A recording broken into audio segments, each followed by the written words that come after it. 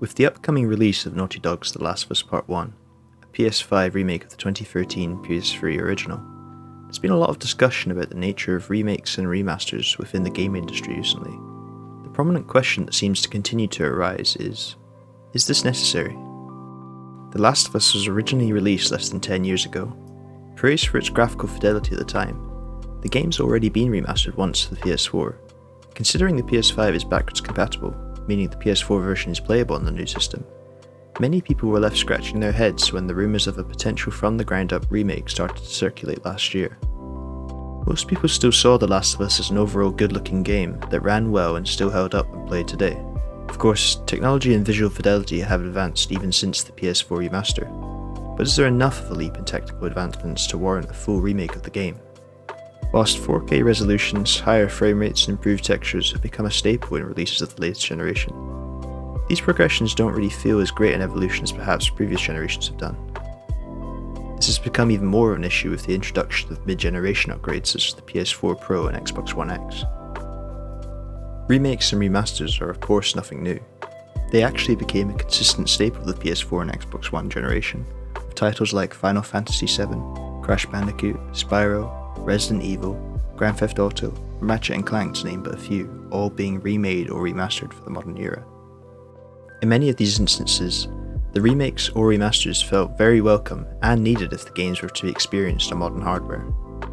The original 3 Spyro games, for example, were all released on the PlayStation 1, and whilst they had been playable on the PS3 and PS Vita, the games had begun to look quite rough in some places, and the almost 20-year-old gameplay was starting to really show its age. With the release of the Reignited trilogy in 2018, the Spyro games were now finally playable on modern hardware again, now with improved and updated visuals, numerous accessibility features, and revamped gameplay that still felt faithful to the original. This feels like the perfect example of a remake done correctly. Games that weren't playable on the PS4 were being painstakingly remade from the ground up for the modern era, and all 3 games packaged together for a reasonable price. Of course, not all remakes and remasters go so smoothly. Just last year, Rockstar Games released its remaster of GTA 3, Vice City and San Andreas in what they called the definitive edition of the Grand Theft Auto trilogy. The game was never supposed to be a revolutionary remake of the beloved games, but rather a refined revisit to replace previous versions that were often repurposed mobile ports, reworked for consoles. I think it's fair to say that there was a mixed review when the trilogy was first announced. Many were excited to play a slightly better looking and more modern version of games they loved from their youth, whilst many expressed disappointment at the lack of full remakes. When the game finally did release in November, it was a mess. The core physics and gameplay had been directly copied from the originals, but many of the textures, signs and other game objects had been upscaled using artificial intelligence, which resulted in numerous mistakes in how things looked and introduced bugs and visual artifacts all over the place.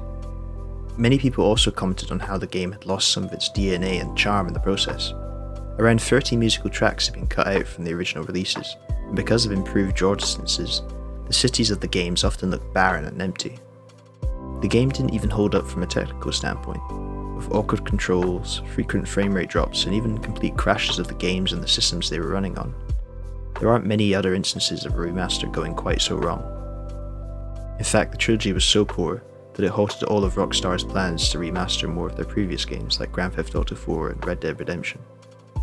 So we've seen how remaking or remastering a game can go well or poorly, but I think there are some other things to consider here. Something that was prevalent in both cases I talked about was the consensus that it felt like the right time to remaster or remake these games. Spyro, for example, had come out on the PS1. Besides direct ports, it hadn't been touched at all for at least 15 years. It felt like the right time to remake such a popular set of games and to make them available to a modern audience. I think this is one of the main issues people have with The Last of Us.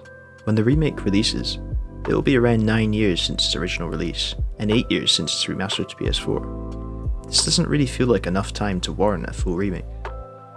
Of course, there are other factors at play here.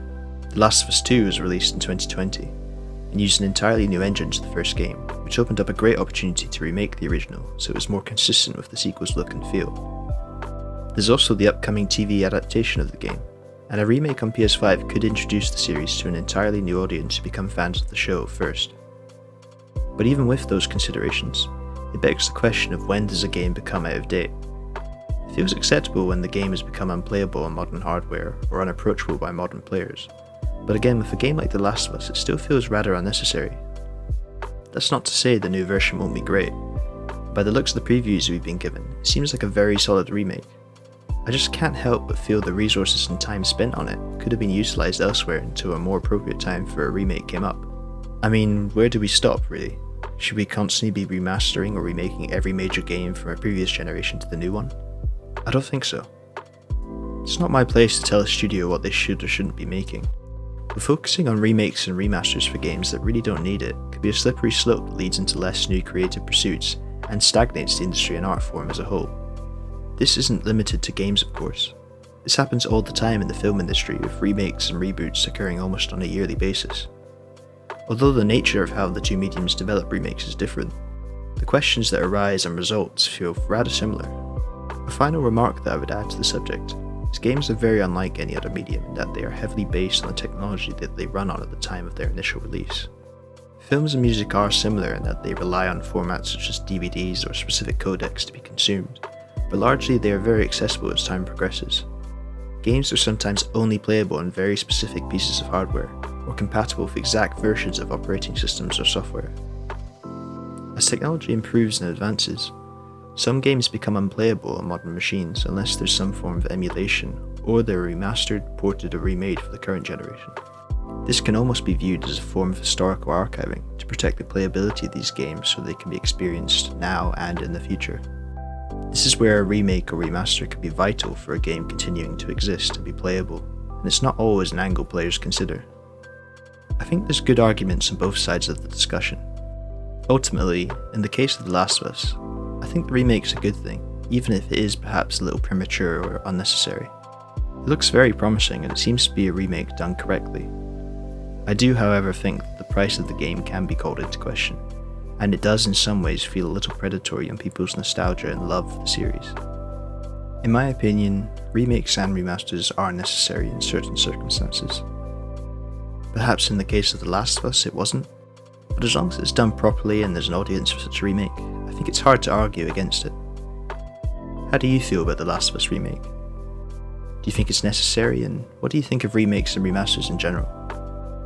When is the appropriate time for a studio to re-release a game? Let me know how you feel in the comments down below. If you enjoyed this video, please consider giving it a like. Leave a comment to join in on the conversation, and subscribe to see future videos from the channel. Thank you.